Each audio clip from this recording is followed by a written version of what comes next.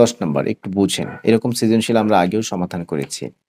এরকম সৃজনশীল আমরা একটু আগেও সমাধান করেছি। একজন কৃষক বাগান করার জন্য ৫৯৫ টি চারাগাছ কিনে আনে। প্রত্যেকটি চারাগাছের মূল্য ৳১২। ৫৯৫ টা চারাগাছ কিনছে, একটার মূল্য ৳১২। তাহলে ৫৯৫ টার মূল্য কত হয়? গুণ করলেই হয়ে যাবে। ক্লিয়ার? একজন কৃষক বাগান করার জন্য ৫৯৫ টি চারাগাছ কিনে আনছে। একটা গাছের মূল্য ৳১২। তাহলে ৫৯৫ টা গাছের মূল্য ১২ ইন্টু ৫৯৫। আমি সমাধান করে দিব আপনাকে। বাগানের প্রত্যেক সারিতে সমান সংখ্যক গাছ লাগানোর পর কয়টি চারাগাছ অবশিষ্ট থাকবে? বর্গমূল বের করতে হবে। ৫৯৫ এর বর্গমূল বের করতে হবে। বের করে লাস্টে যেটা অবশিষ্ট থাকবে ওইটুকুকে ছাঁটাই করতে হবে। ওইটুকুকে ছাঁটাই করতে হবে মানে বাদ দিতে হবে। ওইটুকু বাদ দিলেই কয়টি চারাগাছ অবশিষ্ট থাকবে? ওই যেটা অবশিষ্ট থাকবে লাস্টে ফিনিশিং এ বর্গমূল নির্ণয় করার পরে যেটা ফিনিশিং এ থাকবে ওইটাকে বাদ দিতে হবে। অবশিষ্ট ওইটুকু অবশিষ্ট গাছ। খরচের টাকার সংখ্যা মানে ওই ২ টাকে গুণ করে যে খরচের টাকা আমরা পাবো, যে কতটুকু খরচ হয়েছে মানে ক নাম্বার থেকে এটা হয়ে এসেছে। খরচের টাকার সংখ্যা ও চারাগাছের সংখ্যার বিয়োগফলের সাথে। তার মানে খরচের টাকার সংখ্যা আর চারাগাছের আ সংখ্যা সাথে বিয়োগ করতে হবে। বিয়োগ করলে কোন ক্ষুদ্রতম সংখ্যা বিয়োগফলের সাথে কোন ক্ষুদ্রতম সংখ্যা যোগ করলে যোগফল একটি পূর্ণবর্গ সংখ্যা হবে। আবার একই জিনিস চলে আসছে। ওই যে যোগ করলে মানে যেটা বর্গমূল বের হবে সেই বর্গমূল যেমন ৭৪ বের হয়েছিল একটার। তাহলে এর সাথে ১ যোগ করে এটার বর্গ করতে হয়। বর্গ করে অ্যান্সারটাকে বিয়োগ করতে হয়। অ্যান্সারটাকে বিয়োগ করলে আমরা দেখি যেটা অবশিষ্ট থাকে ২০ বের হয়েছিল মেবি এর আগেরটাতে। তাহলে এটা এখন স্যার শুধু মুখে, মুখে বলে দিবেন না সমাধান করে দিবেন? সমাধান করে দেই, কোনো সমস্যা নাই। ওকে। ঠিক আছে? এই তো ৫৯৫ টা চারাগাছ কিনছে। তাহলে এটা আমরা ফিনিশিং এ এইভাবে লিখব যে একটি চারাগাছের মূল্য ৳১২। অতএব ৫৯৫ টি চারাগাছের মূল্য এটাকে গুণ করলে আমরা পাচ্ছি ৳৭,১৪০। কত পাচ্ছি? ৭,১৪০। এরপরে একই প্রসেসে আমরা কি করব? এটিকে আমরা বর্গমূল করব। এই যে ৫৯৫ কে আমরা বর্গমূল করব। আশা করা যায় এই বর্গমূল নিয়ে আর কোনো ঝামেলা আপনার হওয়ার কথা নয়। কারণ এর আগে প্রত্যেকটা ক্লাসেই প্রায় এই বর্গমূল রিলেটেড মানে ভাগ প্রক্রিয়ায় বর্গমূল রিলেটেড কথা এসেছে বা ম্যাথ এসেছে। তাহলে কত? ৫ আছে। তার মানে কত নিবেন এখানে? ২ নিবেন। ২ দুগুণে ৪। ১৯৫। ৯৫ কে নামায়ে ফেলেন। ২ এর ডাবল এখানে ৪। এখন ৪ দিলে হয়ে যাবে ১৭৬। ৪ দিয়ে গুণ করতে হবে, সেই ৪ এখানে নিতে হবে। ১৭৬ যদি ১৯৫ থেকে বিয়োগ করে দেন তাহলে পাবেন হচ্ছে ১৯। তাহলে এই ১৯ টা গাছই কিন্তু অবশিষ্ট থাকবে। ২৪ টা আপনি বাগানের প্রত্যেক সারিতে আপনি ২৪ টা করে গাছ লাগাবেন। ২৪ টি করে গাছ লাগাবেন। আনছেন ৫৯৫ টা। এখন ২৪ টা করে লাগাতে হবে আপনাকে। লাগানোর পরে দেখবেন যে ১৯ টা আপনার অবশিষ্ট থাকবে। ১৯ টা কি থাকবে?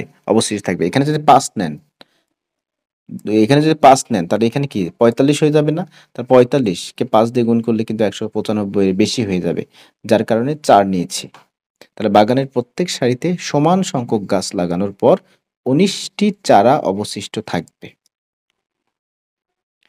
ঠিক আছে? এরপরে দেখেন, চারা গাছ কিনতে খরচ হয়েছিল ৳৭,১৪০।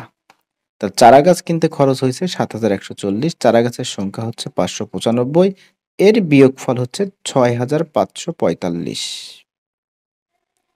এখন এই ৬,৫৪৫ এর সাথে কি বলছে? আমরা যদি একটু প্রশ্নটা দেখি এখানে, খরচের টাকার সংখ্যা এবং চারা গাছের সংখ্যার বিয়োগফলের সাথে কোন ক্ষুদ্রতম সংখ্যা যোগ করলে যোগফল একটি পূর্ণবর্গ সংখ্যা হবে? তার মানে আবার বর্গমূল বের করতে হবে। এই যে এখানে বর্গমূল বের করে ৮০ হইছে। কিন্তু দেখা যাচ্ছে যে অবশিষ্ট আছে। মানে প্রসেসিং কি? এই ৮০ র সাথে ১ যোগ করব। মানে যেহেতু যোগের কথা বলছে। যদি বিয়োগের কথা বলতো তাহলে ১৪৫ হইতো অ্যান্সার। ৬,৫৪৫ থেকে আমরা নরমালি যদি ১৪৫ বিয়োগ করে দেই, 1.1 এর লাস্টের অনুসরণী যে ২ টা ম্যাথ, এই ২ টা ম্যাথই কিন্তু বারে, বারে আসতেছে, বারে, বারে আসতেছে সামনে এবং পরীক্ষাতেও আসবে আপনার। ঠিক আছে? টিউটোরিয়াল বলেন, প্রথম সাময়িক বলেন, বার্ষিক বলেন, এই যোগফল এবং বিয়োগফলের এই বিষয়টা খুবই ইম্পর্টেন্ট। যোগফলেরটা বেশি আসে কারণ এখানে একটু ঝামেলা না? আর বিয়োগের তো কোনো ঝামেলা নাই। জাস্ট এটা থেকে জাস্ট ১৪৫ বিয়োগ করে দিলেই কিন্তু আমরা পূর্ণবর্গ সংখ্যা পেয়ে যাব। কিন্তু যোগের ক্ষেত্রে একটু ঝামেলা। তার মানে এই ৬৫৪৫ এর পরে একটা পূর্ণবর্গ সংখ্যা আছে, আগে একটা পূর্ণবর্গ সংখ্যা আছে। এই আগেরটা আমরা কি করব, নরমালি আগেরটা আমরা পেয়ে যাই কিভাবে? এটা থেকে এই অবশিষ্টটুকু যেটা থাকে এটা বাদ দিলেই আমরা আগের পূর্ণবর্গ সংখ্যা পেয়ে যাই। কিন্তু পরের পূর্ণবর্গ সংখ্যা পেতে গেলে আমাকে এই ৮০ এর সাথে ১ যোগ করতে হয় এবং এই ৮১ এর বর্গ নির্ণয় করতে হয়। এবং এই ৮১ এর বর্গ নির্ণয় মানেই হচ্ছে আপনার ৮১ এর বর্গ নির্ণয় মানেই হচ্ছে এর পরের বর্গ সংখ্যা। এবং ৮০ এর বর্গ নির্ণয় মানে হচ্ছে ৮০ এর বর্গ সংখ্যা মানে হচ্ছে এর আগের বর্গ সংখ্যা। ও মাঝামাঝি বা হয় ৮০ এর কাছাকাছি আছে অথবা ৮১ এর কাছাকাছি আছে। ঠিক আছে? তো এইজন্য আমাদের যে কাজটা করতে হয় এই ৮১ এর বর্গ নির্ণয় করতে হয়। করে যে বর্গমূল বের হবে, যে বর্গ সংখ্যাটা বের হবে সেই সংখ্যা থেকে এটাকে বাদ দিয়ে দেব জাস্ট। এটাকে বাদ দিয়ে দিলে আমরা অ্যান্সারটা পাবো। দেখো কিভাবে সমাধান করছি এখানে। যেহেতু সংখ্যাটির বর্গমূল নির্ণয় করার সময় ভাগশেষ ১৪৫ আছে, কাজেই সংখ্যাটি পূর্ণবর্গ নয়। ৬৫৪৫ এর সাথে একটি ক্ষুদ্রতম সংখ্যা যোগ করলে যোগফল পূর্ণবর্গ হবে, তখন এর বর্গমূল হবে ৮১। ৮১ কে আমরা বর্গ করব, এই যে। এখন এটা থেকে প্রশ্নটা জাস্ট যেটা বলছিল এটা বিয়োগ করলে ১৬, তার মানে বোঝা যাচ্ছে যে বিয়োগফলের সাথে ১৬ যোগ করলে, মানে এই যে এটা, এই বিয়োগফলের সাথে, অর্থাৎ ওই সংখ্যার সাথে ১৬ যোগ করলে যোগফল একটি পূর্ণবর্গ সংখ্যা হবে। বিয়োগফলের এখানে না, এখানে লিখবেন যে অতএব ৬৫৪৫ এর সাথে ১৬ যোগ করলে যোগফল একটি পূর্ণবর্গ সংখ্যা হবে। আর এটা যদি আপনি আরো ডিটেইলস বুঝতে চান যে স্যার এটা এইভাবে আমি বুঝলাম না, আপনি আরো কোনো ছোট্ট, ছোট্ট সংখ্যা দিয়ে বুঝান, ৯ দিয়ে বুঝান, ১৬ দিয়ে বুঝান, ১৮ দিয়ে বুঝান। তাহলে আপনি অবশ্যই 1.1 এর যে উদাহরণ উদাহরণ অথবা আপনি অনুশীলনীর এই রিলেটেড ম্যাথ যে আছে, কত যোগ করলে যোগফল একটি পূর্ণবর্গ সংখ্যা হবে, কত বিয়োগ করলে বিয়োগফল একটি পূর্ণবর্গ সংখ্যা হবে, ওই ক্লাসটা একটু কাইন্ডলি আপনি দেখে নিবেন। কাইন্ডলি আপনি একটু দেখে নিবেন। এরপর আমরা যদি দেখি ১১ নাম্বার, ১১, ১২, ১৩, ১৪ অনেকগুলো ম্যাথ এখানে আছে। এই যে দেখেন, একই কথা, এই যে